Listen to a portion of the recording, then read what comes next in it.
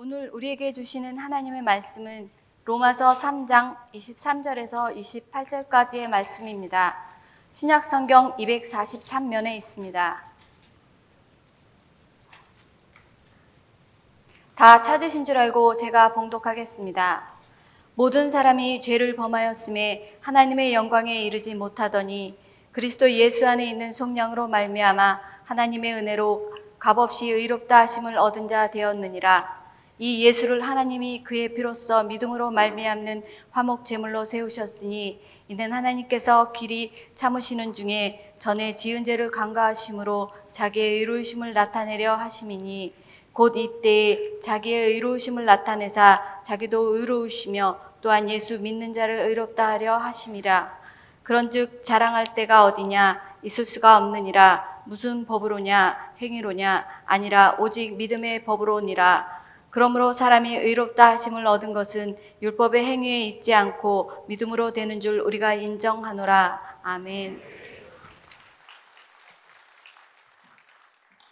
간증을 통해서 그리고 찬양으로 하나님께 영광 나타내준 분께 감사를 드립니다.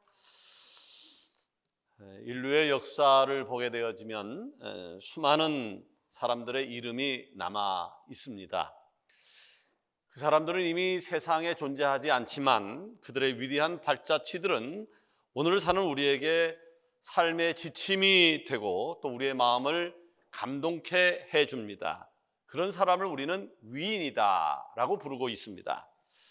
대한민국의 모든 사람들이 인정하는 위인의 이야기를 꼽자면 두 눈의 시력을 잃어가면서까지도 백성들을 위해서 한글을 만드신 세종대왕의 이야기가 있습니다. 조정의 시기를 받으면서도 이 나라 백성들을 위해서 목숨을 걸고 외적에 맞서 싸웠던 충무공 이순신 장군의 이야기도 있습니다. 이 밖에도 수많은 위인들의 이야기가 오늘까지 전해져 내려오고 있습니다.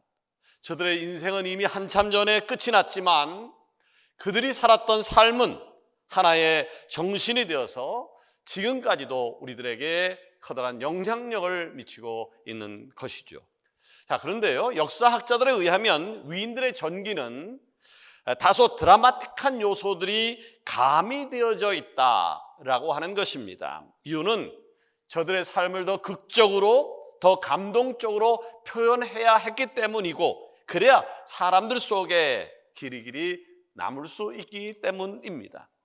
자, 그런데 이런 세상의 그 어떤 위인들보다 그리고 어떤 성인들보다 더 큰 일을 행하셨던 예수님의 이야기를 생각해 보자고요. 너무나도 처참했습니다. 미하나 드라마틱한 요소가 가미되어 있기보다 그저 참혹할 뿐입니다. 외롭고 쓸쓸했습니다. 여러분 혹시 2004년도에 개봉되었던 패션 오브 크라이스트라고 하는 영화를 기억하십니까? 우리 교회에서도 단체로 이 영화를 관람했습니다만은 이 영화는 당시에 굉장한 논란거리였습니다. 너무나도 참혹해서 개봉을 하기까지 여러 가지 어려움이 있었고, 개봉을 했지만 또 수많은 논쟁과 말을 불러일으킨 영화입니다. 이 영화의 감독이었던 멜 깁슨은 이런 논란들에 대해서 이렇게 이야기를 했습니다. 이 영화가 너무 잔인하고 이 시대의 정서와 맞지 않는 종교 영화라는 의견이 있습니다. 그래서 개봉도 쉽지 않았고 영화 상영을 중단해야 한다라고 하는 이야기도 있었습니다. 그런데 저는 이러한 논란이 있을 것을 이미 예측했고 영화를 개봉해야 했기 때문에 그분이 당하신 고난의 극히 일부밖에 영화에 담지 못했습니다 라고요. 자, 사람들이 너무 잔인하다고 했던 그 영화 속 장면들이요, 오히려 예수님께서 당하신 고난의 일부만 담아내었다라고 하는 말입니다. 이 영화를 본 지 16년이라고 하는 긴 시간이 흘렀습니다만은 그 영화를 봤던 분들의 머릿속에 아직도 남아있는 것들이 있습니다. 왜일까요? 영화의 드라마틱한 요소를 가미하기보다는 그저 그분의 고난과 그분이 지신 십자가를 최대한 있는 그대로를 표현하러 애썼고, 다른 그 어떤 것보다도 오직 예수님의 고난과 그리고 십자가만 기억할 수 있게 해 주었기 때문입니다. 여러분, 오늘은요, 예수님의 십자가 사랑을 기억하는 종려주일로 우리가 지키고 있습니다. 2000년 전에 3년의 공생애를 끝마친 예수님께서요, 구약 성경에 예언한 대로 나귀를 타고 예루살렘에 입성하셨습니다.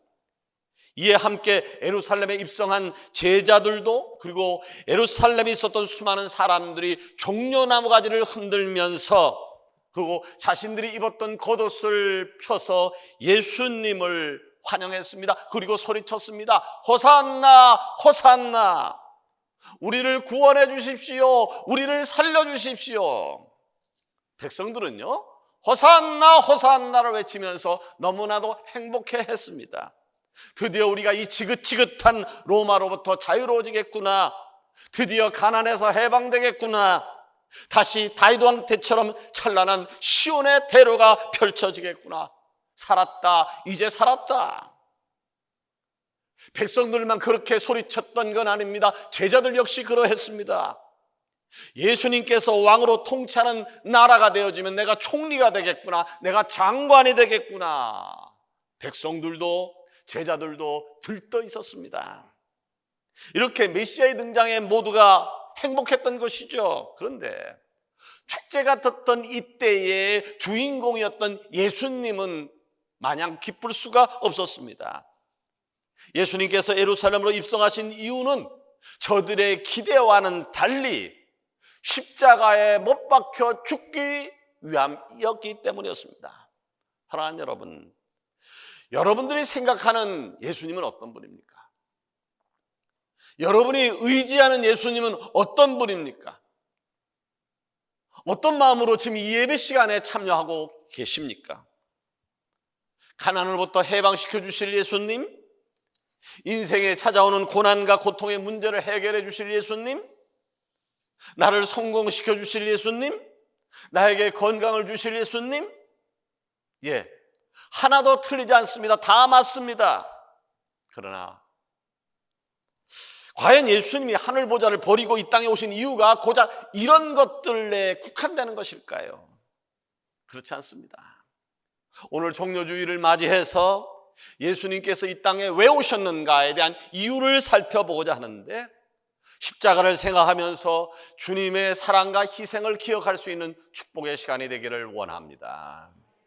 자, 예수님께서 이 땅에 오셔서 십자가를 져셨는데요, 예수님께서 십자가를 지신 이유가 뭘까요? 예, 첫 번째는요, 길이 되어주기 위함이었습니다.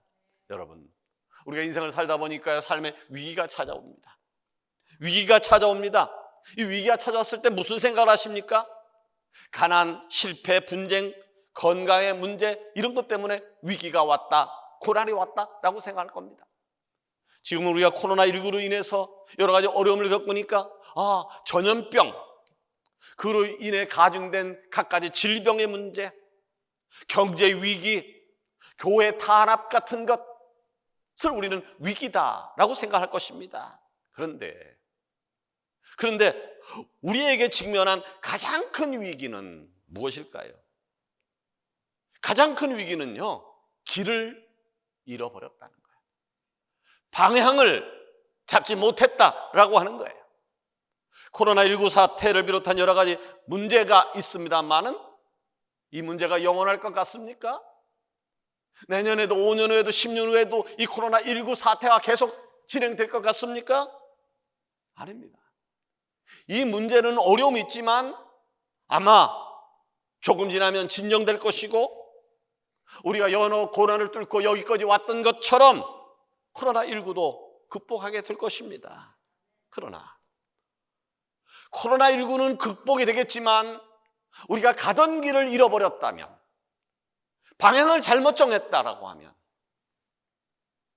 시간이 지나도 길을 몰라서 아무것도 해결이 안 된다면, 그것이야말로 우리 인생에서 최대의 위기가 아니겠습니까? 생각해 보십시다. 이스라엘 백성이 출애굽 당시에 처해졌던 위기가 무엇이었습니까? 출애굽하면서 만난 홍해였습니까? 아니면 홍해를 걷는 광야길이었습니까? 아니었습니다. 그들에게 있어서 위기는요, 그들에게 위기는 광야를 지날 때 힘들고 고통스럽다 하니까 이것들이 내 인생의 전부인 줄 알고, 광야에서 당하는 어려움이 인생에서 전부인 줄 알고, 하나님을 향해서 불평하고 불만하고 하나님의 말씀이라는 길에서 벗어난 것, 하나님의 말씀이라는 길에서 벗어나게 된 것입니다. 여러분 아십시오. 우리에게 가장 큰 위기는요, 가난도, 때마다 찾아오는 고난도, 질병도, 고통도 세상에 말하는 성공과 실패의 문제가 아닙니다. 가장 중요한 문제는 세대가 거듭되어도 멈추지 않고 우리 안에 무섭게 흐르고 또 흐르는 원죄가 우리의 삶을 이끌어가는 것이 가장 큰 위기입니다. 죄악이 나를 이끌어가는 것이 위기라고 하는 것입니다. 그래서 본문에서 사도 바울은 23절에 이렇게 말하고 있습니다. 모든 사람이 죄를 범하였음에 하나님의 영광에 이르지 못했다라고요. 여러분, 나는 사랑하는 우리 서강의 지체가 하나님의 영광에 이르는 축복이 있기를 원합니다. 하나님의 영광에 이르셔야 돼요. 그런데 문제는요, 여기 하나님의 영광에 이르지 못했다라고 했는데, 하나님의 영광에 이르지 못했다라고 하는 말은 무슨 말인가요? 우리가 하나님의 백성으로 살아갈 수가 없다는 말이에요. 하나님의 영광에 이르러야 되는데 하나님의 영광에 이르지 못했다라고 하는 얘기는 하나님의 백성으로 살아갈 수 없다는 것이고, 그로 인해서 죽음을 피할 수 없다라고 하는 말이 되어지는 겁니다. 자, 그런데 감사하게도요, 하나님은 우리를 포기하지 않으셨지요. 그리고 새로운 비전을 말씀하셨습니다. 그것이 요한복음 14장 6절이에요. 예수께서 이르시되 내가 곧 길이요 진리요 생명이니 나로 말미암지 않고는 아버지께로 올 자가 없느니라. 여러분, 예수님께서 이렇게 말씀만 하신 것이 아니에요. 예수님께서 친히 십자가를 지심으로 이 말씀을 증명해 주셨고요, 새로운 길을 우리에게 허락해 주신 것입니다. 자, 그런데 여러분, 예수님께서 나를 위해서 이렇게 십자가에 못 박혀 죽으시고 나를 따라오라고, 내가 길이다, 내가 진리다, 내가 생명이다, 나를 따라오라고, 그래야 살 길이 있다고 말씀하셨음에도 불구하고 여러분은 지금 어디로 걸어가고 있습니까? 여러분이 걸어가고 있는 방향은 도대체 어느 쪽입니까? 요즘 사람들이요, 길을 가다가 길을 잃어버려도 걱정하지 않아요. 핸드폰만 있다면. 핸드폰에서 목적지만 누르게 되어지면 정확하게 목적지로 안내해 주기 때문에 이 핸드폰이라는 기기가 얼마나 좋은 것인지 모릅니다. 그런데 여러분, 이 핸드폰의 위치를 파악해 주는 것이 무엇입니까? 저 하늘 위에 있는 인공위성입니다. 인공위성에서 받은 신호를 분석해서 내가 지금 어디 있는지, 그리고 내가 가야 할 곳이 어디인지를 정확하게 가르쳐 주는 것이죠. 옛날에는 사람들이 길을 잃었을 때 하늘을 쳐다봤습니다. 북극성으로 또는 시간에 따른 해와 달의 위치로 동서남북을 판단해서 길을 찾곤 했습니다. 자, 그렇다면 많은 사람들이 북극성을 또 해와 달을 핸드폰을 의지해서 길을 찾고 있다고 하면, 그리스도인 우리, 예수님을 나의 구주로 고백한 여러분들이 길을 잃어버렸을 때에 어떻게 해야 될까요? 당연히 눈을 들어 하늘을 봐야 될 줄 믿습니다. 당연히 눈을 들어 하늘을 봐야 되고 예수 그리스도를 찾는 것이 길을 잃어버린 우리들의 모습일 것입니다. 왜냐하면 우리는 하나님의 백성입니다. 하나님의 백성에게는요, 하나님이 제시한 길이 있습니다. 세상 사람이 아니라 하나님의 백성에게는 하나님의 제시한 길이 있습니다. 그 길이 뭔가요? 바로 예수 그리스도께서 십자가를 지시며 우리에게 허락해 주신 길이라고 하는 겁니다. 요즘 강단에서 외치는 소리 중 십자가, 원죄, 고통, 헌신 이야기를 하면 부담스러워하는 성도들이 많이 있다라고 하는 얘기를 듣습니다. 그런데 오늘 종려주일을 맞아, 예배드리는 여러분 가운데 혹시 그래, 나도 십자가에 대한 이야기가, 헌신에 대한 이야기가 부담으로 들려 라고 하는 분이 계십니까? 십자가, 어쩌면 이것은 무겁고 듣기 싫은 이야기일 수 있습니다. 그러나 여러분, 불편하다고 그 십자가를 지지 않으면, 그리고 그 길을 걸어가지 않으면 어떻게 될까요? 누가복음 14장 27절에 보니까요, 누구든지예요. 누구든지 자기 십자가를 지고 나를 따르지 않는 자도 능히 내 제자가 되지 못하리라 라고 말씀했습니다. 하나님의 백성이 된다라고 하는 것은요, 참된 길을 찾고 그 길을 뚜벅뚜벅 걸어가는 것입니다. 바라기는 유일한 길 대신 예수님을 따라가는 예수님의 사랑하는 지체가 다 되어지기를 축원합니다. 두 번째로, 예수님께서 십자가를 지신 이유가 뭘까요? 우리를 의롭게 해주기 위해서입니다. 자, 예수님은요, 십자가를 지심으로 우리의 길이 되어주셨다라고 하는 말씀을 드렸습니다.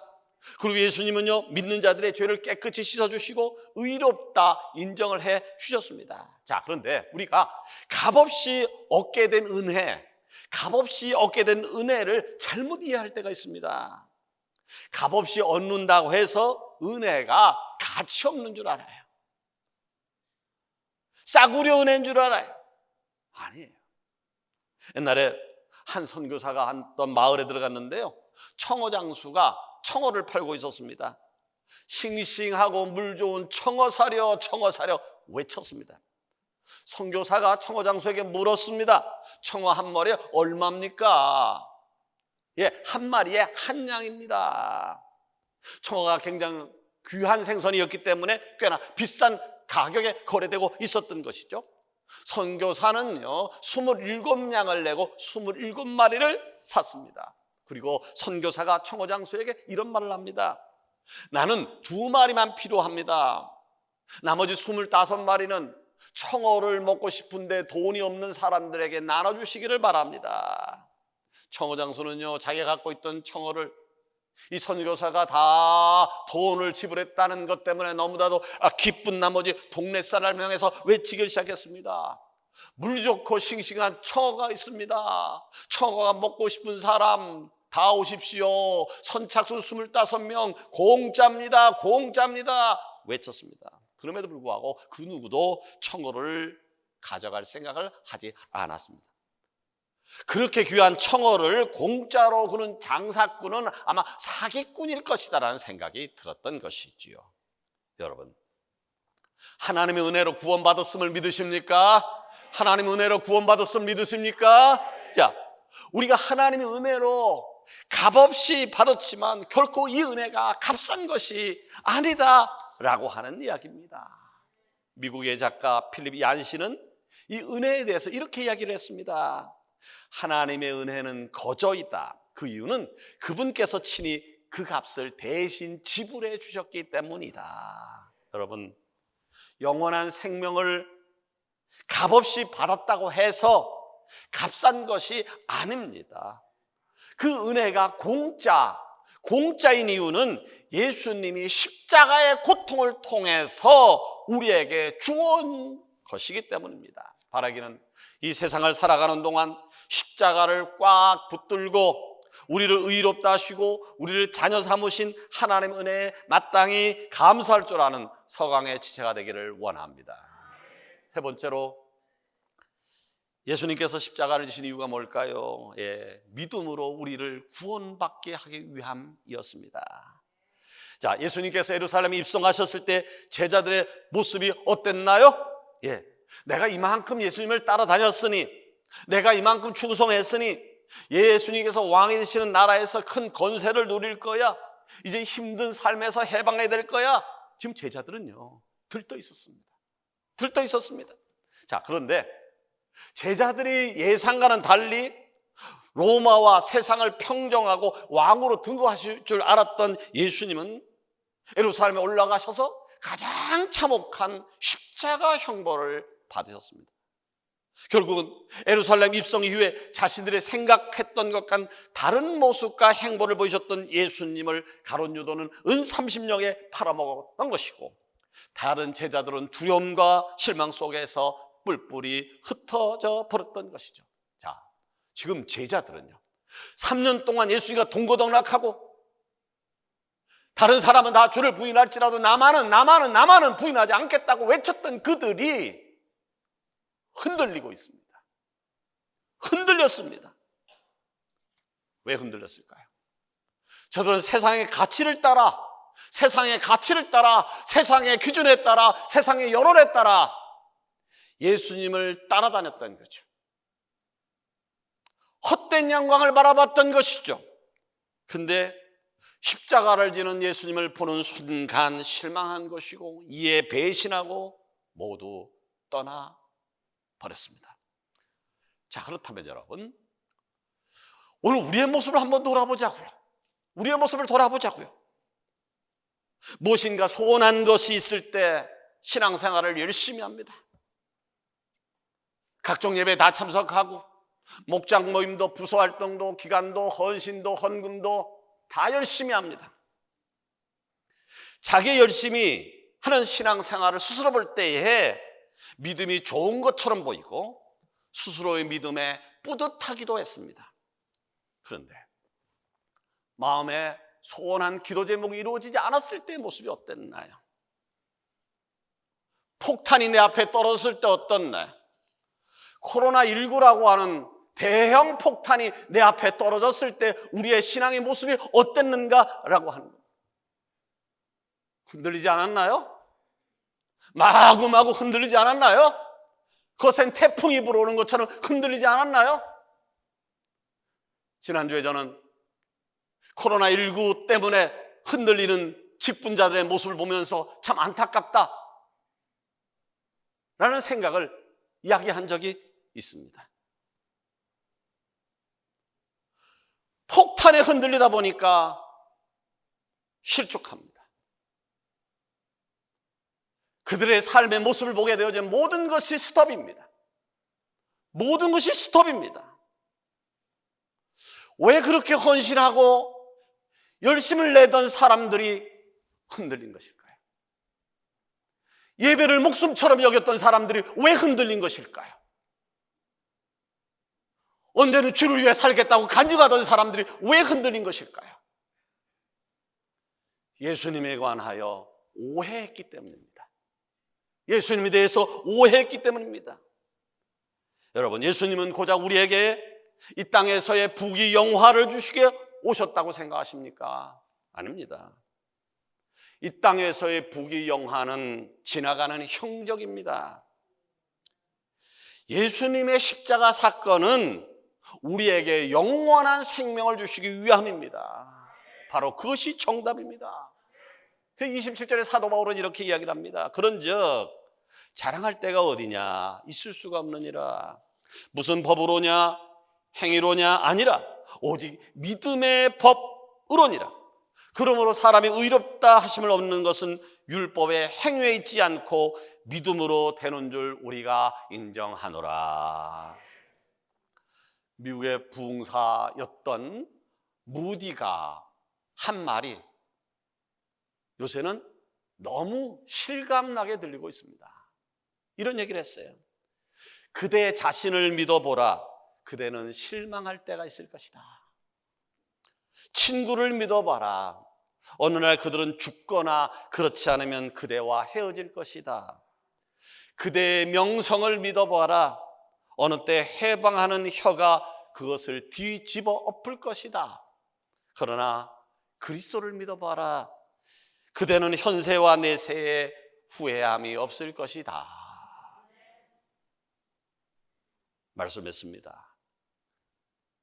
여러분, 어떤 상황이든 여러분의 신앙만은, 하나님을 향한 의지만은 흔들리지 않기를 원합니다. 코로나19보다 더 큰 폭탄이 터진다 할지라도, 바로 내 눈앞에 터진다 할지라도 하나님을 향한 여러분의 믿음은 굳건하기를 원합니다. 왜 믿음이 흔들릴까요? 왜 믿음이 흔들까요? 헛된 것을 쫓기 때문입니다. 헛된 것을 쫓기 때문입니다. 여론을 쫓기 때문입니다. 여러분, 참된 믿음을 가지고 예수님께서 2000년 전에 걸어가셨던 그 길을 따라감으로 오늘도 시작되어지는 고난 주간에 예수님이 고난의 의미를 되새기고 한 주간 삶, 다음 주 부활의 기쁨이 우리 서강의 지체 모두에게 있어지기를 예수 그리스도 이름으로 축원합니다. 기도하십시다.